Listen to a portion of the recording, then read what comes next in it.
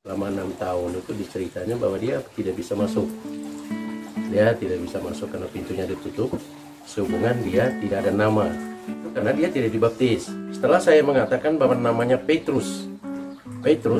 Nah, dia mengatakan bahwa namanya itu sudah dicatat sama raja itu.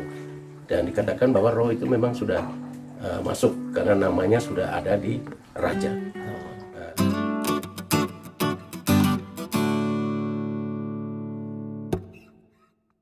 Halo sahabat-sahabat Padre Misafa terkasih, kali ini saya akan berbagi sebuah pengalaman yang sangat menarik sekali. Tentu saja Anda pernah melihat atau menyaksikan di sekitar Anda ada orang-orang yang kesurupan atau kemasukan roh leluhur atau kerasukan roh jahat. Dalam gereja Katolik perlu dibedakan roh jahat dan roh manusia. Namun pada kesempatan ini saya tidak menjelaskan tentang pengertian roh jahat atau roh manusia yang sudah meninggal tentu saja. Tetapi saya akan menyuguhkan salah satu pengalaman yang menarik, sharing pengalaman dari seorang prodiakon di paroki saya. Beliau bertemu dengan pengalaman ini pada tahun 2019 kemarin, di mana seorang anak kemasukan roh kakeknya. Kakeknya sudah meninggal 7 tahun yang lalu, tetapi anak ini mengalami peristiwa itu selama 1 bulan. Bayangkan guys, selama 1 bulan roh kakeknya tinggal dalam tubuh remaja ini. Serem. Nah, tentu saja pengalaman ini akan bersentuhan dengan pertanyaan iman kita tentang api penyucian dan nama baptis Anda. Apa fungsi baptis Anda? Ini hanyalah sebuah pengalaman di lapangan. Pengalaman tentu saja subjektif, bukan sebuah doktrin gereja, tetapi pengalaman ini membantu kita. Mari kita simak. Halo Pak Theodorus, bagaimana pengalaman Anda yang pernah Anda ceritakan kepada saya tentang perjumpaan dengan seorang anak yang kemasukan roh kakeknya? Nah, selama 6 tahun itu diceritanya bahwa dia tidak bisa masuk. Dia tidak bisa masuk karena pintunya ditutup. Sehubungan dia tidak ada nama.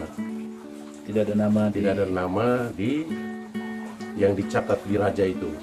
Nah, Kejadian di tidak ada nama itu karena dia tidak dibaptis. Kejadiannya itu di Tebak, daerah Boho. Daerah Boho. Itu adalah seorang kakek yang meninggal.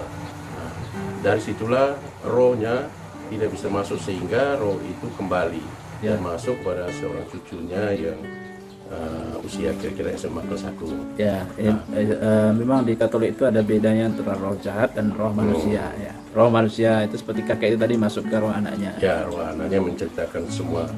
Nah, kemudian kakek ini sama hidupnya, di masa hidupnya beliau sebagai pembelian. Nah, disitulah di saat dia masuk dia menasihati supaya jangan lagi mengikuti jejaknya.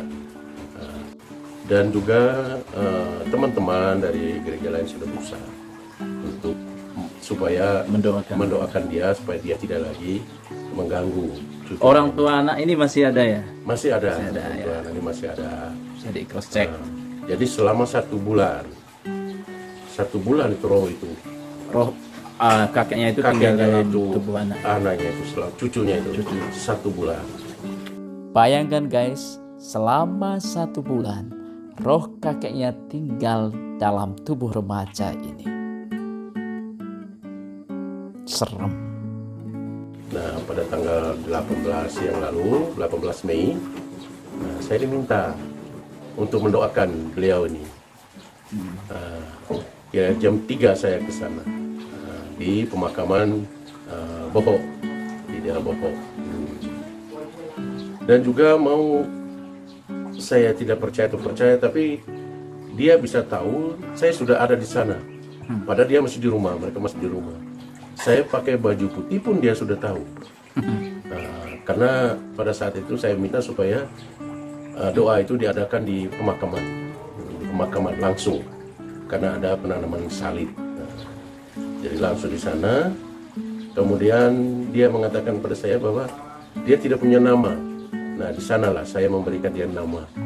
Nah, nama dia Petrus Hadirin Lelam.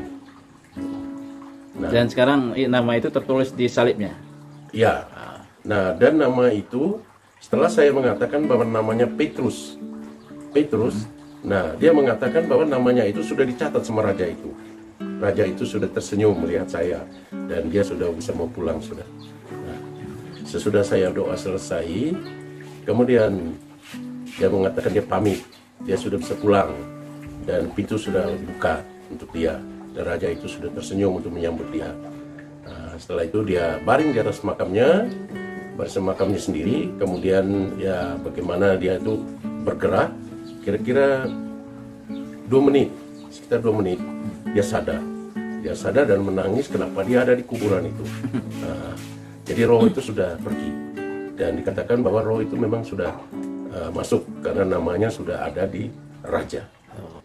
Yang dia cerita lagi bahwa bukannya pintu itu bukan berarti sudah masuk di surga, belum. Dia mengatakan ada satu tempat yang di situ dikumpulkan orang banyak, tetapi yang paling enak di situ dijamin sama raja, masih dikasih makan, dikasih minum.